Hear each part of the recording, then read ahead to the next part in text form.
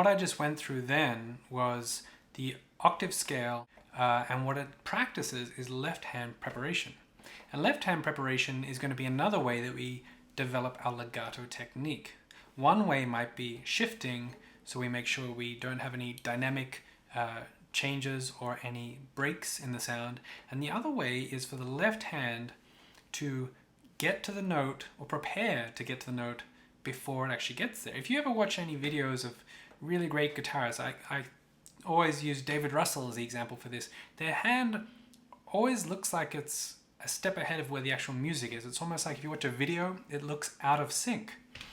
And this is because the hands, the fingers, are constantly moving towards where they need to be before they actually have to play the note. For instance, if I'm playing that C major chord, perhaps my fourth finger is over here preparing to play the G note for the G chord. That's one example, but I'm going to go through the octave scale as the main example for this video. So let's start with the pair of E's, okay? The next two notes are going to be the F's, so 1 and 3, fingers 1 and 3. So have your fingers prepared to play the two F's, so they just have to come down.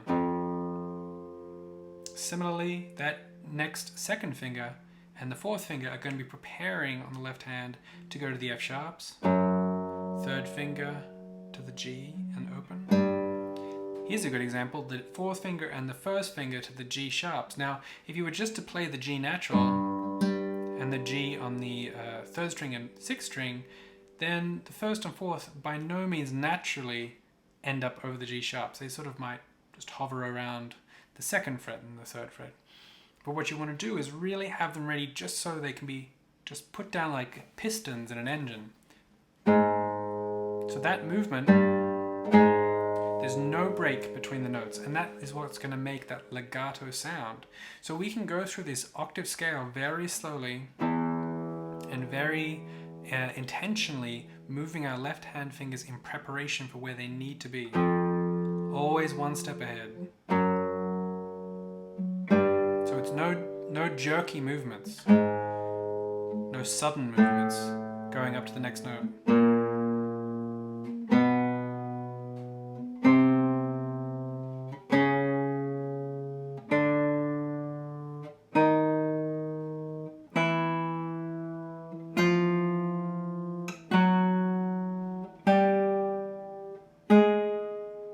Now the second way I played this scale in the opening of the video was with individual notes, broken octaves. And the reason that's great is because it doesn't let you cheat on the shift at all.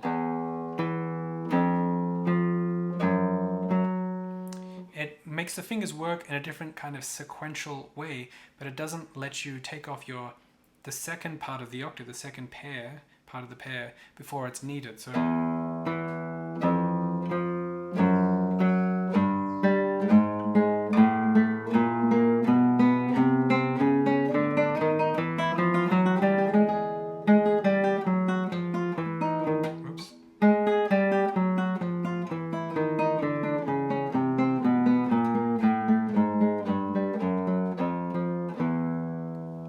So by splitting up that octave, it's going to make the left hand work in a slightly different way when preparing the left hand. You might find one easier than the other, but they are different, so it's good to practice them both ways. Now, you can look in all of your repertoire for this left hand preparation, but you can also do it with scales in thirds and sixths, anything where you've got more than the one finger playing one note at a time. But it's so essential to your legato sound and your technique to develop the ability to move the hand in preparation for the next notes that are going to be played. That's really going to add a level of smoothness and connectivity to your music making. It's also going to add a lot to your rhythmic accuracy, because if you don't have to do any quick jumps in the left hand, then there's not going to be any disturbance between the rhythm. It's going to be right there, the left hand's going to be right there ready to play the notes when they're needed on time. So give that a go with the octave scale, just in 2 octaves. If you want to challenge yourself, you can go up to the 3 octaves up to here. That way you're going to have the shifts as well, and you can practice the legato sound going across the strings and up the strings. That's a really nice combined challenge there.